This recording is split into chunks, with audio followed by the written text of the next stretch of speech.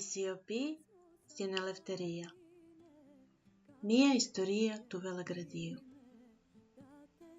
Συγγραφέας Μάρια Σορμάς. Νοέμβριος 2025.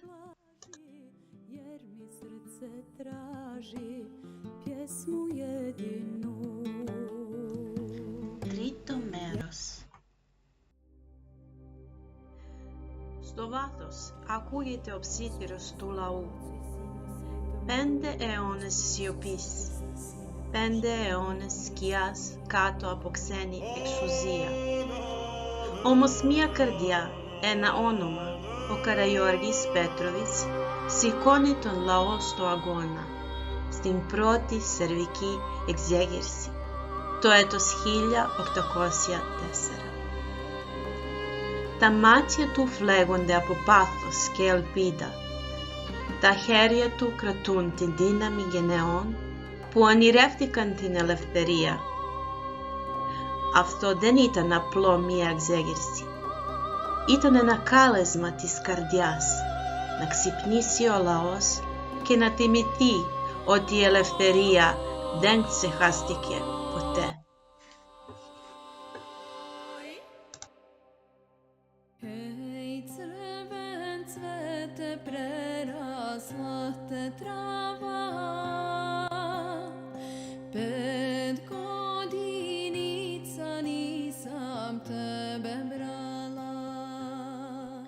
Και καθώς ακούμε αυτή τη δύναμη, ας επιστρέψουμε αιώνες πίσω.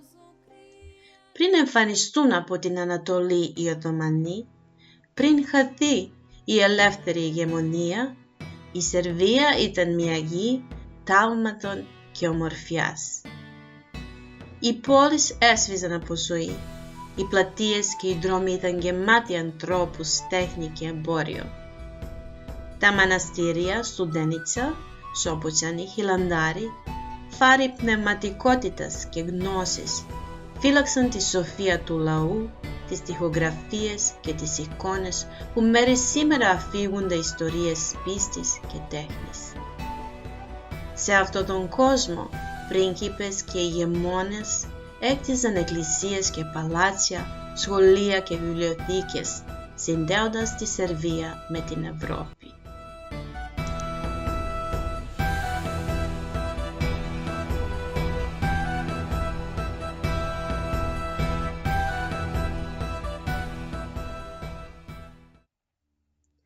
Και τότε, στο πεδίο του Κωσυφοπεδίου, το 1389, ακούγεται ο ήχος του πολέμου. Ο πρίγκιπας Λάζαρ Χρεβελιάνοβιτς, ήρωας και άγιος, στέκεται απέναντι στους άπιστους, αγωνιζόμενος για την επιβίωση του λαού και την τιμή της χώρας. Η μάχη του Κωσυφοπεδίου είναι μάχη μέχρι θανάτου. Μια στιγμή όπου κρίνεται η μοίρα του κράτους. Το θάρρος, η πίστη και η θυσία του μένουν χαραγμένα στη μνήμη του λαού, θεμέλια της ιστορίας και πηγή έμπνευσης για όλες τις γενιές.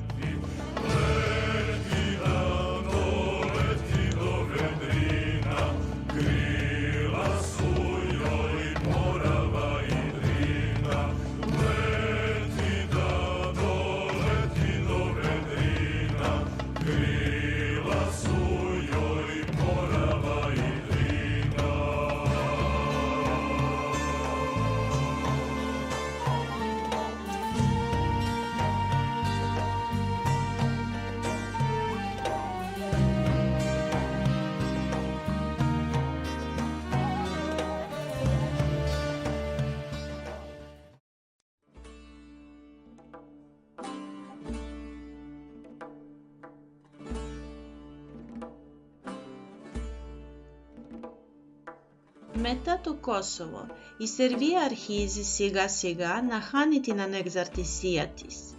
Κάθε εξέγερση και κάθε πράξη αντίστασης τιμωρείται αυστηρά και η χώρα σταδιακά περιέρχεται υπό ολοένα και πιο αυστηρή Οθωμανική κυριαρχία. Η δουλεία και η ξένη κυριαρχία γίνονται καθημερινή ζωή. αλλά το πνεύμα του λαού επιβιώνει μέσα από ιστορίες, εκκλησίες και μοναστήρια.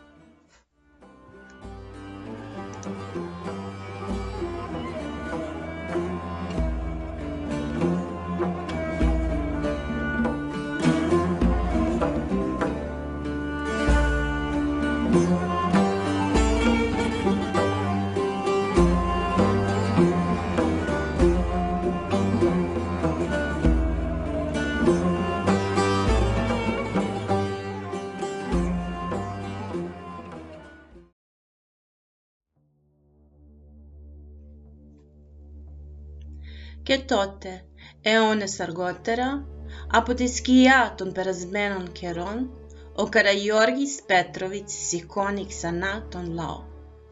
Το έτος 1804. Η πρώτη σερβική εξέγερση γεννιέται από μια εποχή πόνου και δόξας, από τη μνήμη του πρίγκιπα Λάζαρου και των ηρώων του.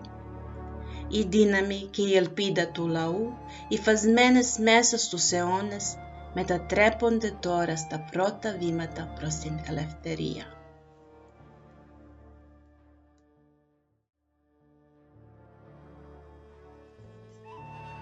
Μετά την πρώτη εξέγερση, η χώρα δεν απελευθερώθηκε αμέσως.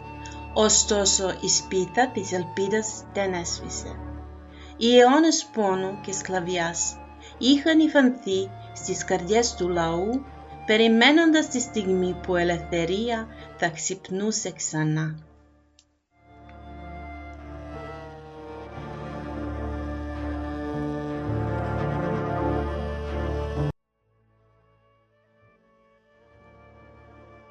Μέσα σε αυτή τη σιωπή αναδύεται ο Μίλος Ομπρένοβιτς, ένας ηγέτης και σοφός πολιτικός.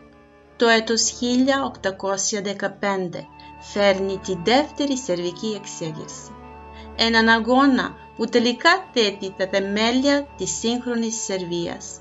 Οι αποφάσεις, το θάρρος και η διπλωματία του οδηγούν τον λαό μέσα από τις καταιγίδες της Οθωμανικής κυριαρχίας.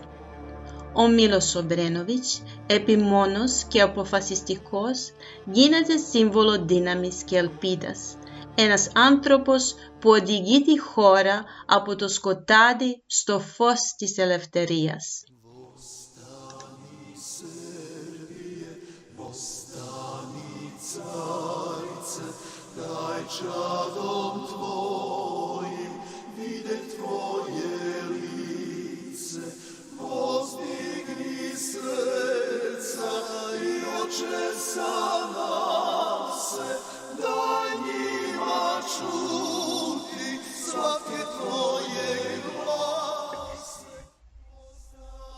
Μέσα στους αιώνες, δύο δυναστείες, οι Καραγιώργεβιτς και οι Ομπρένοβιτς, έχουν χαραχτεί στην ιστορία της Σερβίας.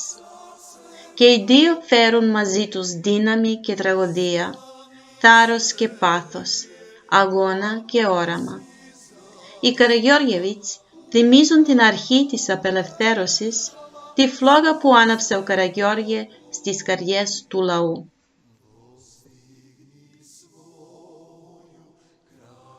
Οι Ομπρένοβιτς καθοδηγούν τον λαό μέσα από τη σταθεροποίηση, την οικοδόμηση του κράτους και των πρώτων θεσμών της σύγχρονης κοινωνίας.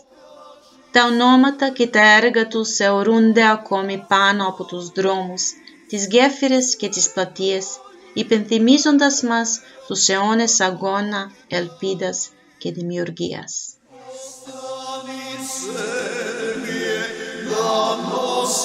Zaspala, u mraku ležala, sad se probudi.